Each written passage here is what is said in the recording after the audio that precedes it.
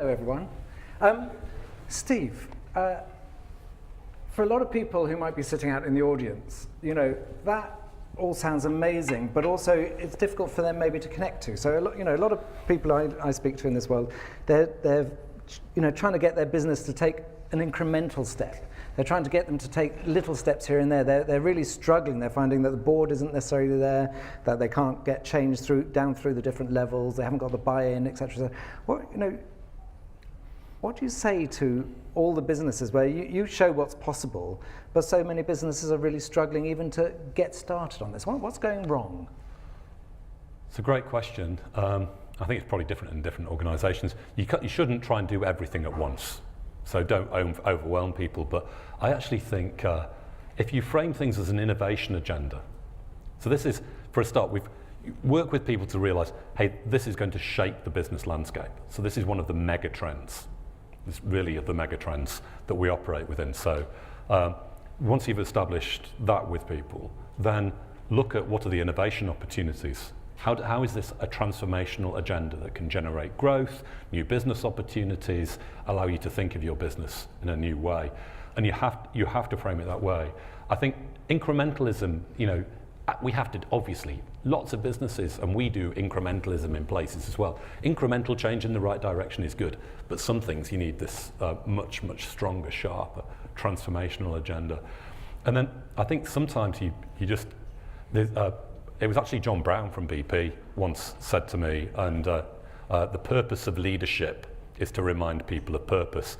It wasn't his quote, but I've forgotten who he referenced. But when you think if you're a change agent in an organisation, you have to remember, it's your job to have the awkward and challenging conversations in the right way, in the voice of the business, in a way that's relevant for the business, respecting the people that you work with and their competence. But if you don't do it, then you're providing an excuse for everybody else. And you talk about sort of, the work had already been done. A lot of work had already been done in IKEA. The culture was right because actually there was already a sense of purpose. A lot of businesses aren't even at that place. So how do you start to drive this into culture? If it's not there, if people are worried about quarterly profits, if the culture is sort of very Anglo-Saxon, which is around sort of, it's all about the money and it's all about the shareholders, and it's still that, how do you start to sort of shift that balance? And do you think there's some things you shouldn't shift. I mean, if you think, I know the weekly sales result, in all of our countries. So we are a very commercial business, and we're a very values-driven business at the same time. And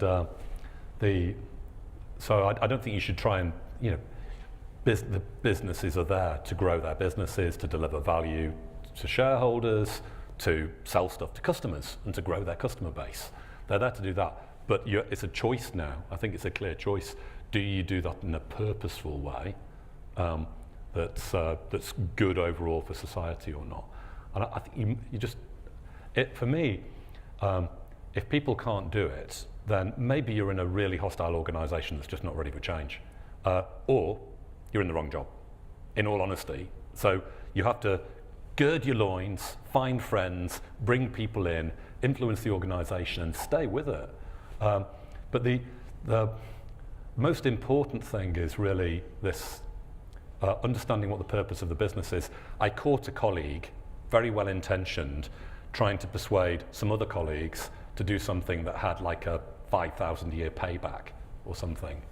And I took him to one side and said, please, never let me catch you doing that again. Because then it becomes philanthropy and you can't scale it.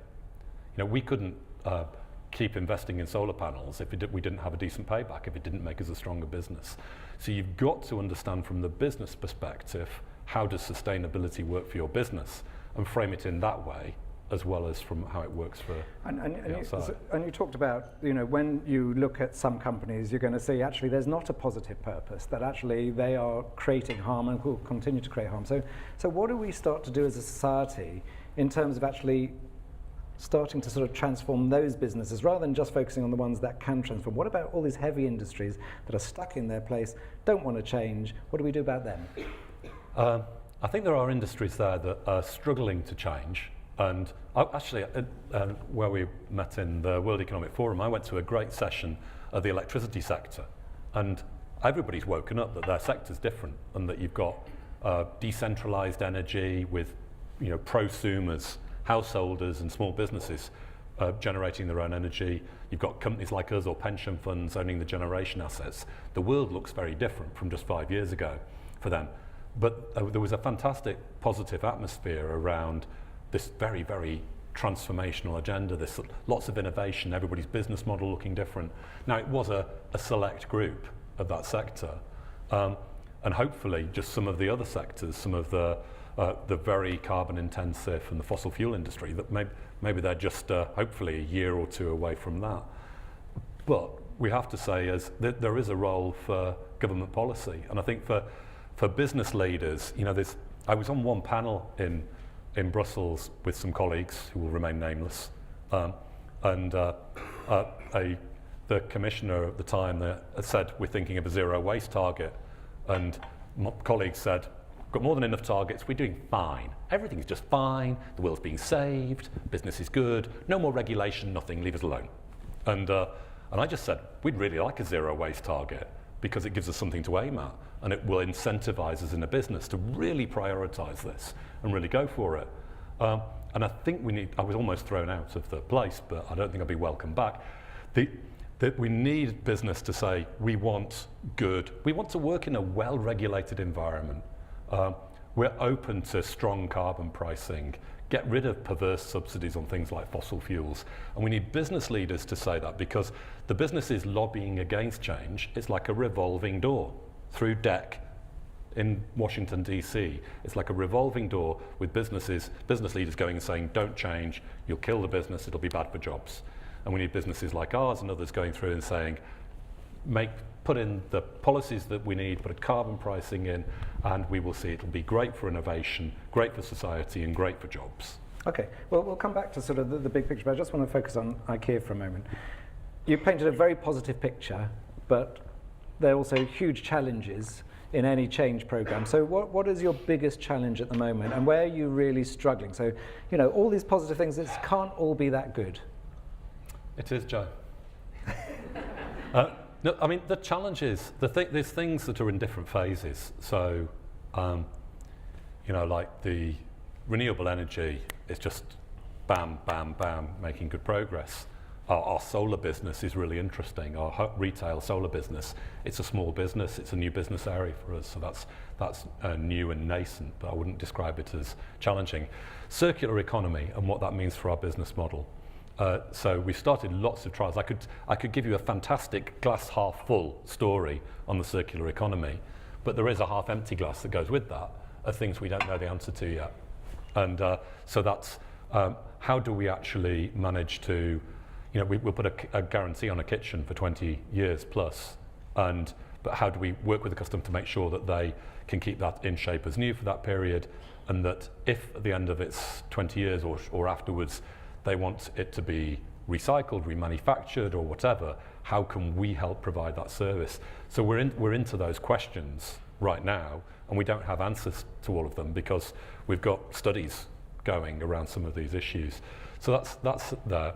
Then there's the big consumerism question of, so we want to grow. We're still, in most markets, we're small. So we're the world's largest home furnishing company, but we're still small in most markets. And in the emerging markets is a fantastic opportunity, people moving into apartments for the first time. So if we can deliver, a wonderful solar and wind powered business with certified material that's recyclable at the end of life to people, then hopefully we can grow and meet them. But are we part of this sort of throwaway consumerism? And I think part of this lies in the circular economy piece, this sort of how do we really have products that have durability, fully fit for purpose and people's expectations, it's interesting, we could have a poll of how long do people think a toilet brush should last. It's very interesting. Some people not impressed by that question. But it's really interesting, actually. It's very, some people have the view if it can clean it properly, it should be 100 years. And some people think, oh my God, 100-year-old toilet brush. But so, a mattress, how long should a mattress last? really. I think about this in every hotel room, just to share that thought with you. So really working through that durability fit for purpose, and then ensuring that you can, as much as possible, have this remanufacturing, reuse, recycling. So I think that is our best response to the issue of, are you promoting throwaway consumerism? The one thing that I think we're absolutely not part of at all is you're not into this sort of purposeful built-in obsolescence. And I think those business models are going to go. Built-in obsolescence is obsolete. And where are you getting, so you're an ambitious guy. Where are you getting pushback? So you're always trying to sort of, you're someone who plays on the edge, always pushing out to the edge. Where are you finding that there's a limit to your edge? So what would you like to do that actually at the moment is still not possible given where you are on the journey? It's a really good question. I've actually started, this is a dangerous thing maybe, I've started to set my own limits, really, because you can see we will go as far now as we can do that's got any commercial rationality to it, pretty much. And so the management team lead this issue together. It's a shared agenda. There's no one saying, let's not try and do this. We're all into the questions of how do we do it? So we agree with the destination, it's just how do we organize our business, complex business, to deliver against it. We've been working a lot around our food offer. We feed a lot of people. There's more people eat in an IKEA restaurant or buy food from our food hall than visit New York City in a year or something. We're a large restaurant business. It's very interesting when you start to look at health and nutrition and sustainability, and then say, when it's a discretionary purchase. Most people come, say, 2-3 times a year to IKEA, if you're a loyal IKEA customer. Can we have sugary snacks? Is it okay to have meat as a treat in that context? Or how much do you choice edit on behalf of the customer and behalf of sustainability? So there's some questions there that are on the edge for me. But through the course of this year, we'll do some things that are very interesting there, which I think are right on that edge. So can you give me another example? So if you completely had free reign, which part of your business would you say, so you talked about food, but that's almost a sort of, a bit on the edge, but what would you really, really like to do? So in the next few years, as you see this becoming mainstream, what you've done now, what would be another leap for you? I think it's interesting for us as we go into new business areas. So like solar is a really small business for us today, our solar retail. So it's 18 UK stores, 4 stores in the Netherlands, 1 test store in Switzerland. So 23 stores, 7% of our stores or something. I think that becomes very interesting to see how much can we grow that. And other businesses, it's sort of wide open space, really, who can help people with energy management, energy storage, energy generation at home. And I think that's wide open. And I think some of the big utilities will step into it successfully. Most won't. There's new companies stepping into this space. We have a strong relationship with most customers around life at home. So it's more like how much do we put into developing those businesses? To be honest, for me, the thing that doesn't keep me awake at night, but if it were to if anything were to keep me awake at night, it's the execution challenge. So, people here, we're a multi-dimensional, multi-geography matrix organization. Yeah. So it's organizing for success across the entire business. That's really important. I'm keen we look at how fast we can take a stand we've secured, I think, decent legal working conditions everywhere across our tier 1 suppliers and in critical sub-suppliers, and we've gone deeper in some sectors. I'm keen that we really, and I regard this as part of my purpose when you give yourself a talking to, is to make sure because it's about day-to-day issues for people, hundreds of thousands of people, day-to-day that you're connected to your business and they're getting their livelihood from it.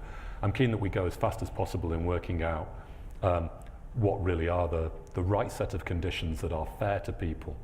And I've talked about this with friends from Oxfam and said, what's exploitation and what's a great step out of poverty, really?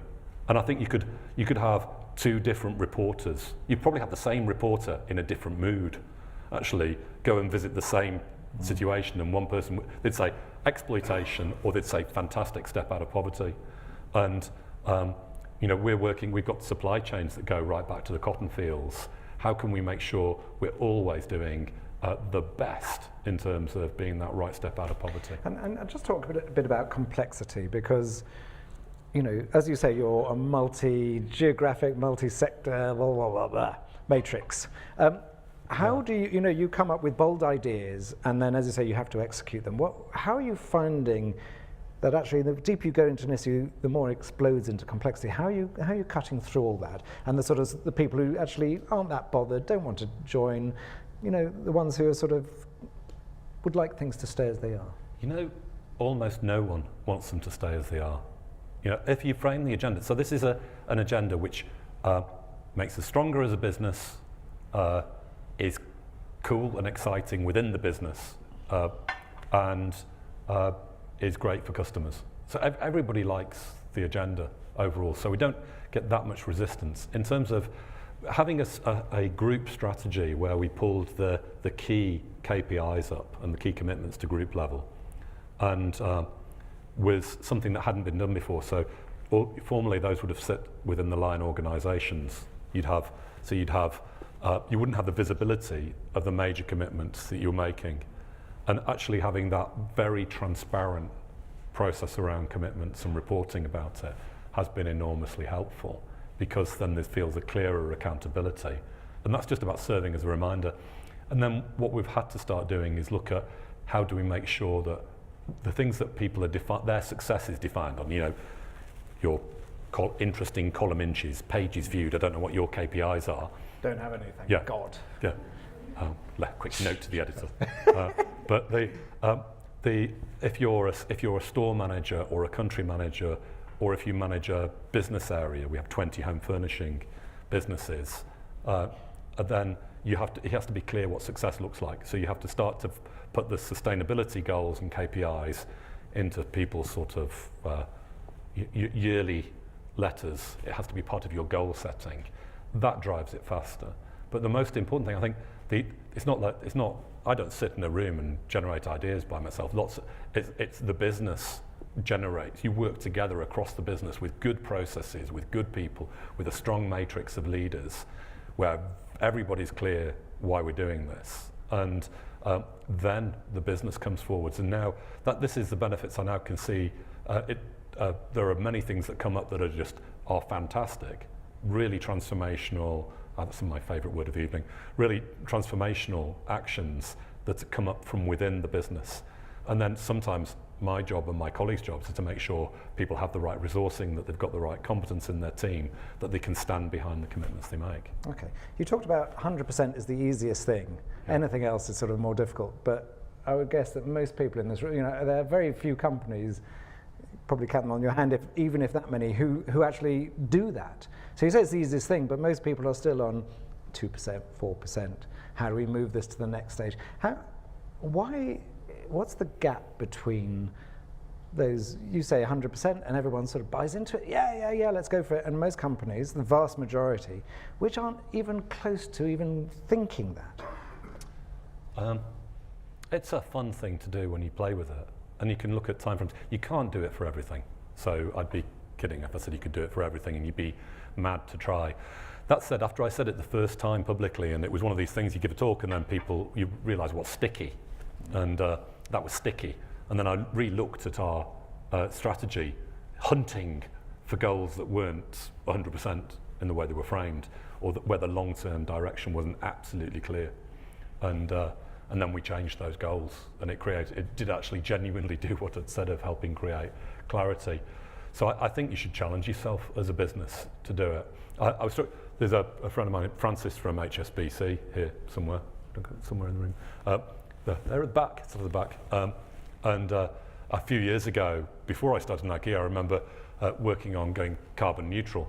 And Francis said, you know, we could go into the boardroom and say we're going to do 3% a year, and everybody say okay, and you're out 30 seconds later. Or you can say we've got this bold plan to go carbon neutral, and we're going to do these things underneath it.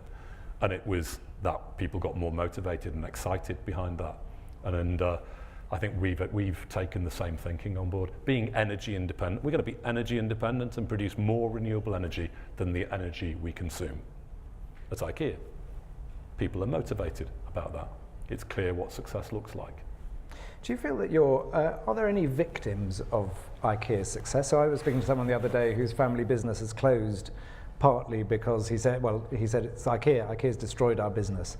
You know, we've lost that whole sense of craftsmanship, that actually you walk into your shop, you buy all this flat pack stuff, you knock it up, and actually it's become, actually in people's minds, you talk about durability, but a lot of people in their minds, it's something they might use for a year or two, or even 3 or 4 years, but actually it's not something that they're going to pass down to their children, they're going to sort of value. So you talk all about values, but aren't a lot of your projects actually anti-value? See, that's the mythology of the well-paid Guardian journalist, where you can afford to throw things away after a year, Joe, but most people can't, in all honesty. And what we've seen from, we have 70,000 loyalty card members, and we have quality panels where we find out what people think. And we have a list of products we don't like, and a list of products we're improving, and a list of products we love. And work systematically to address those concerns. So most people actually, you find that they have multiply moved IKEA products around. To your friend, real or imagined, your friend in real friend. Real. I'm really, you know, change happens in society, and I think there's lots of space in the world for the sort of bespoke craftsman businesses. There's still, and I think we'll see a resurgence of that, and there's space for it. And but you know, most people with thin wallets, if they're shopping for a new home, for storage and for tables and for mattresses and beds, they can't afford to go to your friend's shop, and your friend probably can't afford to make sure it's FSC certified and better cotton and renewably powered, and from the sub-suppliers and suppliers have complied with an IWA code of conduct, whereas we can secure all of those things. And economies of scale, it's just the rule of things. The economies of scale means we can meet people more people can afford decent home furnishings, and that's change. If you look at where a store enters an area, in an area, many local authorities want IKEA to come. It's always a challenge. Some people don't, and it's change in a community is always difficult. But there's lots of businesses that are grown around an IKEA as well. So but I think the sort of let's keep business small and family owned. Let's just have, in fact, you know, let's have a 4-person bank. Yeah, we'll have a 4-person bank, and we'll have a 10-person furniture company, and we'll have a baker. You know, that's actually let's go back to the Victorian era. That's a good idea. Yes. Talk to me a little bit about innovation, because you talked about the circular economy, but also the driver of innovation. That, you know, I think when a couple of times I saw you were showing me a particle board made out of mushrooms and tables. The confidential one, Joe, that was, wasn't it? The confidential, that one. Yeah. And tables made from sort of like, which are very, very thin, but incredibly strong with sort of B-type sort of quality, you know, the way the structures to them and all that sort of. What is most exciting you? So everything you're seeing in IKEA, what are the innovations that are thinking, wow, this could be really transforming in industry and actually be incredibly sustainable at the same time? The boring one that I've already mentioned, but because you can easily be the pursuit of new when you talk about innovation, I think each generation of LEDs gets better. It's just fantastic. You know, genuinely, from a sort of the customer promise, something that previously, everybody's got halogen bulbs in their ceilings, or has maybe hopefully swapped out now.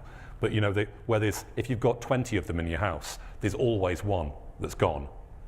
You know, and deeply frustrating, an awful product, wasting lots of energy, and you know, so you can replace, I think, 57 halogens with one LED if you want the same longevity. It's a much better product. So that we'll just take that.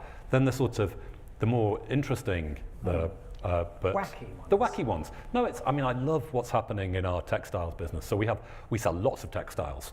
So we've made this big push to go for 100% more sustainable cotton, better cotton or equivalent, right across. So we'll be 100%, we're over 70% now, 76, 77% now, we'll be 100% by September. But then it's that's a lot better, the cotton, but it still has a significant impact.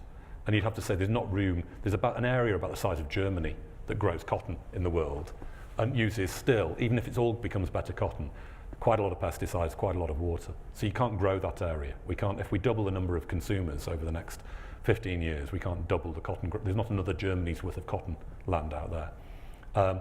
So we've got development projects around hemp with really good wood fiber. We already use some wood fiber called lyocell. And if you think cotton's just a plant fiber, so a wood fiber, you just have to treat it differently. But we're doing sort of next generation development of wood fibers we're looking into. And then looking at a whole range of traditional old-fashioned fibers like flax. But it's then when you look at that and blend them, how do you blend them together and create fantastic fibers and textiles that can outperform the old ones? And then you combine that, we co-invested with Hannah, our good mutual friend from Nike. We co-invested with Nike in a company called Daiku. Still early days for Daiku, but Daiku do waterless dyeing. And if you think it'll be something we'll kind of laugh about, I'm sure in 100 years' time or 50 years' time, the amount of water that gets put through dyeing textiles is just astronomical. And it's huge, obviously it's heated, it's huge amounts of energy with it. So Daiku, when it's incredibly efficient in terms of almost all of the dye, as close to 100% as you can possibly get of the dye, goes into your textiles. The colour looks better. Hurrah!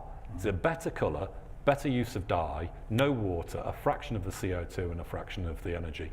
So I think you pick that, but I could equally talk about ceramics or particle board or other industries, and you say there's lots of things that are ripe, and this not just for small improvements. Small improvements won't get us to where we want to go, but they're ripe for complete rethinking of how you do these things. Okay, what jumped into my mind to ask you some quick fire questions. Go for it. Which are, I'm going to put you in different companies as CSO, and you've got to come up with what you would see. Okay, you're CEO. I'm going to give 3 or 4 companies. You're CEO. What would you do tomorrow to turn them to bring your style and change? So tomorrow you are CEO of Royal Dutch Shell. What would you do differently? I would tell my shareholders that we're in for a big journey. We're going to be around for another 100 years as a business. We're not going to continue to expand fossil fuels. We're going to invest deeply, deeply, deeply in the energy infrastructure of the 21st century. Okay, you're CEO of Coca-Cola, dealing with obesity. Great. I need a pause on this one. We're going to really push. We're going to stop selling high sugar Coke, and we're going to sell a Coke that's 30-40% of that sugar only, and really morph into being a mass consumer, healthy soft drinks under the business. Okay, you're CEO of British Airways. Big investments into biofuels. It's one thing where everybody here probably wants to go somewhere sunny at some point in the future, or somewhere snowy. I want my son to be able to travel. I'd like BA to be second generation leader in biofuels and to set a bold target to have it done in 10 years. Okay, last one, CEO of Peabody Coal. Close yourself down. I would close myself down. Great. Okay. We've got about 5 minutes left, so I just want to go to the big picture stuff, which is around climate talks in Paris.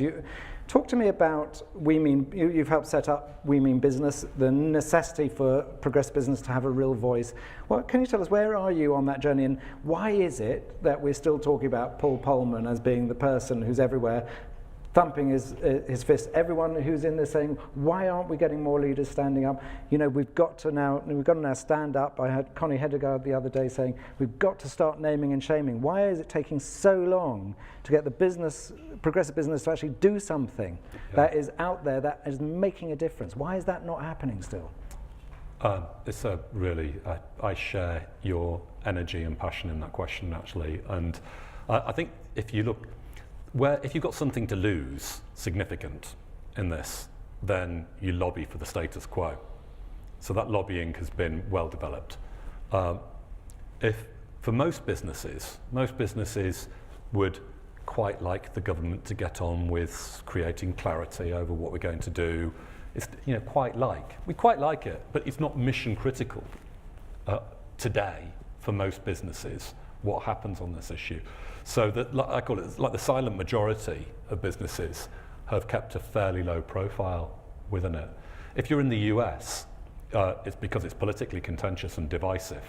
So you'll get some pushback from some friends some former friends in Congress if you stick your head up. And we've had our CFO out in DC. Our US CFO's been out working with a group called Ceres in DC. We've had deployed our country managers in many countries. Peter, our CEO, went to New York with me and spoke at the UN. So we decided, Paul's been great, Paul Polman's been great. He's been really, he has been lead CEO, lead business leader in terms of advocacy on this issue, but we need more. And I think it's a decision point. If you say that leadership got fragmented, it wasn't like there's the US government clearly setting the way, or there's the UN, and actually no, it's decentralized, it's city mayors, it's states and regions, it's challenging country level governance, it's businesses of different scales, it's opinion formers and media. Leadership is now decentralized and distributed in a way which poses a real governance challenge for these issues. So I think we all have to sort of say, if you're in a position of influence like most people are here, right now it's shoulders to the wheel to say, let's make sure we do something that we can within our influence to say, we think we want business leaders to act and we want our government to act decisively and firmly around climate change. And because with only that message will carry it through. And there's the pervasive message that, actually we can't do this, it's bad for growth. All the evidence now says that we can't do that. Just quickly on We Mean Business, so there's obviously lots of good NGOs in the space, like the Climate Group and Carbon Disclosure Project, Corporate Leaders Group, and B Team, others. But the voice was fragmented, so we all worked together and said, let's create a platform called We Mean Business that can actually amplify the voice. And if you think of like the chambers of commerce in the US, there's good chambers of commerce as well, possibly some in the room, but there's some that not quite so progressive. And they don't go in and say, we think having spoken to 2 or 3 of our members who've lobbied us hard, we're now going to lobby you not to act on climate. They go and say, we're the voice of business. You're going to destroy, all of our members think this. Whereas actually on the other side of the debate, everybody's incredibly nuanced about this. When we have to say, most businesses would like to see governments act clearly in the long-term way, in our collective long-term interests. And just finally, because then we're going to go to the audience, when I was in Davos, PwC Global CEO Survey, only 6% of business leaders thought it was important that government act on climate change. They didn't even bother asking about climate change as a risk because actually the business leaders weren't interested. Their biggest concern was over-regulation. So, are we actually, there are 2 stories on there. One is about transformation, the other is about actually head in the sand. Which one's going to win? Head in the sand has never been a winning strategy, I think. Maybe comfortable on a temporary basis. I think I was really disappointed in that PwC survey actually, and I think when you don't frame it as a risk, it becomes a leading question. And if you go back all of the previous years, then it's come out as a risk that's featured highly. And I look at us, we had $9 million of impacts from Hurricane Sandy. We had stores closed, we had communities affected. Our Brooklyn store in Red Hook was on the sort of front line of Hurricane Sandy. And so you can see people impacts, business disruption, and we can give you lots of examples. It's sort of, as a business, we know that it's gone from a future threat, climate, to a present day reality, which is quite daunting when you frame it like that. Most business leaders are the same. They've not got their heads in the sand, most business leaders. So I don't think there was an accurate survey, to be honest. And we were both in Davos, and it's never been more present on the agenda in the World Economic Forum, with serious business leaders turning up and serious political leaders to spend a lot of time on climate. So I would put it to one side.